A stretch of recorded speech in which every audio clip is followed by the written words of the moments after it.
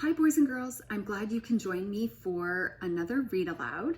This time I'm going to introduce a new chapter book that I just purchased. It's a classic. It's called Tales of a Fourth Grade Nothing by Judy Blume. I read this when I was your age and I hope you enjoy the story as much as I did. Today I'm going to read the chapter called The Big Winner. Okay, let's find out who that winner is. I won dribble at Jimmy Fargo's birthday party. All the other guys got to take home goldfish in the little plastic bags. I won them because I guessed there were 348 jelly beans in Miss Fargo's jar. Really, there were 423, she told us later. Still, my guess was closest. Peter Warren Hatcher is the big winner, Mrs. Fargo announced. At first, I felt bad that I didn't get a goldfish too. Then Jimmy handed me a glass bowl. Inside there was some water and 3 rocks. A tiny green turtle was sleeping on the biggest rock. All the other guys looked at their goldfish. I knew what they were thinking. They wished they could have tiny green turtles too. I named my turtle Dribble while I was walking home from Jimmy's party. I live at 25 West 68th Street. It's an old apartment building, but it's got one of the best elevators in New York City. There are mirrors all around. You can see yourself from every angle. There's a soft cushioned bench to sit on if you're too tired to stand. The elevator operator's name is Henry Bevelheimer. He lets us call him Henry because Bevelheimer is very hard to say. Our apartment's on the 12th floor, but I don't have to tell Henry. He already knows. He knows everybody in the building. He's that smart.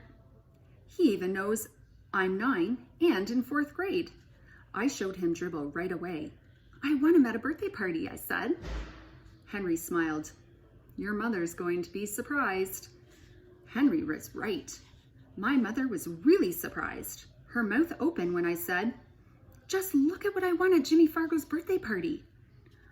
I held up my tiny green turtle. I've already named him Dribble.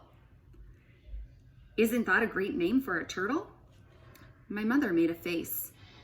I don't like the way he smells, she said. What do you mean? I asked. I put my nose right down close to him. I didn't smell anything but turtle. So Dribble smells like turtle, I thought. Well, he's supposed to. That's what he is. And I'm not going to take care of him either, my mother added. Of course you're not, I told her. He's my turtle, and I'm the one who's going to take care of him. You're going to change his water and clean out his bowl and feed him and all of that? She asked. Yes, I said. And even more, I'm going to see to it that he's happy. This time my mother made a funny noise, like a groan. I went into my bedroom. I put Dribble on top of my dresser. I tried to pet him and tell him he would be happy living with me. But it isn't easy to pet a turtle. They aren't soft and furry, and they don't lick you or anything. Still, I had my very own pet at last. Later, when I sat down at the dinner table, my mother said, I smell turtle. Peter, go and scrub your hands. Some people might think that my mother is my biggest problem. She doesn't like turtles, and she's always telling me to scrub my hands. That doesn't mean just run them under the water. Scrub means I'm supposed to use soap and rub my hands together. Then I've got to rinse them dry. I ought to know by now. I've heard it enough. My mother isn't my biggest problem. Neither is my father. He spends a lot of time watching commercials on TV. That's because he's in the advertising business. These days, his favorite commercial is the one about Juicy-O. He wrote it himself. And the president of the Juicy-O company liked it so much, he sent my father a whole crate of Juicy-O for our family to drink. It tastes like a combination of oranges, pineapples, grapefruits, pears, and bananas.